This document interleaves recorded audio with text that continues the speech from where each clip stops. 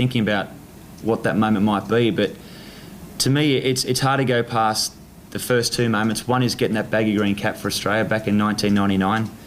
A lot younger, a lot skinnier back then. Well, thank you everyone for being here. I'm sure you all know the reason why you are here, and it's for me to finally call stumps of my career. It's been an amazing and an emotional 20 years. I've enjoyed every single moment of it. There are a lot of people I want to thank, which we'll do throughout the press conference, but yeah, it's to announce my retirement and to announce that that will take place, whether it's the next game for the Sydney Sixers or hopefully, if we play well, it'll be the Big Bash final. So after this year, there won't be any more cricket. So I'm excited, I'm pretty emotional, I'm happy. Certainly not worried, because I know that I've made the right call, and I really appreciate you being here. So I'm open to any questions if there are any. Being awarded on this summer, we thought you'd go forever. Well, I'm not Benjamin Button. Look, I knew before this season started that this was going to be my last season. I met with Trevor Bayliss, and the talk was, will I play for another 2 or 3 years? And I had that option, but I said to him straight away, look, I want to make this my last year. I really want to enjoy this year, and I think I've certainly had a lot more fun in the last 6 weeks than I've ever had in my life. And I think that's because I haven't put any pressure upon myself. And I knew before I bowled the first ball back at training this summer that this was going to be my last season. And it's weird when you look back and now, sitting in front of you guys, knowing that I am making this call, and I think back to when I was 9 playing cricket. So it's a massive moment. How many years was it? We're pushing 150? 20 years, yeah. Look, it's I didn't bother to do the math on it, but it's a lot of ice baths, there's a lot of training sessions, there's a lot of cricket balls bowled, there's a lot of flights, but there's also been a lot of fun, and that's what I've enjoyed about cricket. It's given me so many great memories, it's given me so many great opportunities.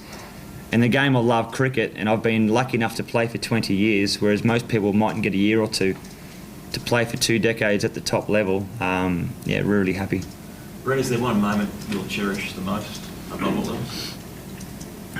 Look, I was in the car coming out here today thinking about what that moment might be, but to me it's hard to go past the first two moments. One is getting that baggy green cap for Australia back in 1999. A lot younger, a lot skinnier back then. It was the most amazing moment, to think that I'd worked and wanted that since the age of 9 to get that baggy green cap. So that's obviously probably the first thing that springs to mind. But secondly as well, to me it's not about 5-wicket hauls or winning World Cups. I think when I had the first opportunity to walk out in my one-day match playing with my older brother Shane, and to walk out behind him to see Shane lead number 20 on the back, and to think that we'd dreamt, as a lot of young children do, growing up and wanting one day playing backyard cricket to one day hopefully play for Australia, to think that I've represented Australia with my older brother, that was pretty cool. So yeah, that's probably the second moment. Shane? I think that your test or one-day careers would have been a bit longer had it not been for T20 being an option? No, not really. Look, I sort of think in terms of test cricket, look, I could have definitely played for a couple more years, but the opportunity probably wasn't there. The timing was right, I think, to move on. One-day cricket, I got that calf injury. I've had, I think, 1 or 2 soft muscle tears in my whole career, which I'm ecstatic about, but that was the one that sort of cut my one-day career short. But what 2020 cricket does do, it actually allows guys that are a bit older to try and still use their skills at that top level. And, playing here last night, even though that we lost the match, in front of close to 28,000 people, the Big Bash in 2020 cricket, Indian Premier League, it's massive, it's huge, and it gives us older guys an opportunity to play and extend their career, and it's a bit easier on the body as well, I think, and that's allow me to bowl at the age of 38. Yep. Are you sure that you're not going to be the John Farnham of the cricket world? I saw someone tweet that. I've had more comebacks than Rambo, but I honestly, I'm not one of those guys that will say this is it and then come back in 12 months and then, because I think I could play for a few more years, but I don't want to. It's as simple as that. You know, I've got stage 2 of my life coming up with my family, which is the most important thing.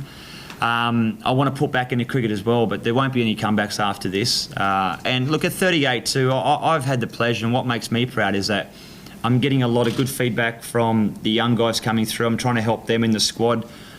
And at 38, it's time for me to move aside now to give those young guys a chance to improve on their career as well. And that's, I don't want someone looking at some old bloke that's in the team trying to hang on, where they can be coming through and actually trying to hopefully one day go and play for Australia. So that was the other reason too, was to move on, say thanks very much, and go out on top when I sort of still feel like I'm bowling, you know, as good as I can.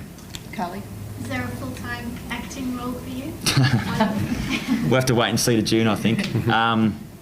Look, there are a lot of things that I love doing, and cricket to me has been one small part of that. Cricket's been my life, but there are a lot of other things I love doing apart from cricket. You know, music, the whole acting thing, which I'm trying now, which is a fun thing to do. You know, my fishing, family's always first. You know, doing a bit of commentary as well. So there are things that excite me that I love, you know, away from sport. Sport's always been the thing that's, I guess, driven me the most and actually allowed me to do these other things. So, you know, I can never be thankful enough for cricket and what it's given me and the opportunities and the friendships I've made. So yeah, you know, when that last ball is bowled, whether it's the game here on the 22nd against the Thunder, or whether we make the semis and then hopefully go on to make the final and hopefully win that, when that last ball's bowled, I'll walk off and I'll be happy and I'll be content. I think that's probably the best word. I'll be, you know, content. Dan?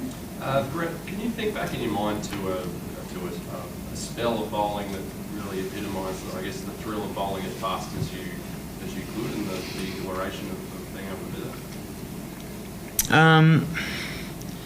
Yeah, it's a tough question because there are a lot of spells I really enjoyed bowling, but probably it was the spell where I didn't get a wicket. I was bowling to Brian Lara over in Trinidad where he got his 100, and I think he was on 90 odd for about an hour, and I ran in, it was pretty hot, bowling 155 k's plus, and I just could not get him out, and I tried so hard.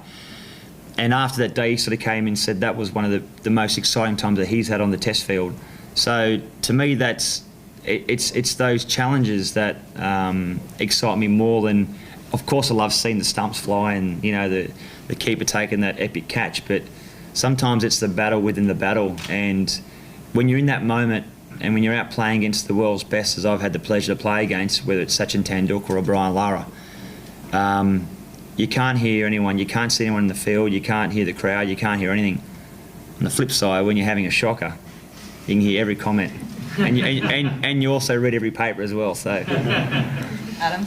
So the retirement had nothing to do with being called for a wide last night? Nah, definitely, definitely not. No, I knew when I walked back, and I was pretty unhappy with that call. I thought to myself, yeah, I've definitely made the right call. Brett, since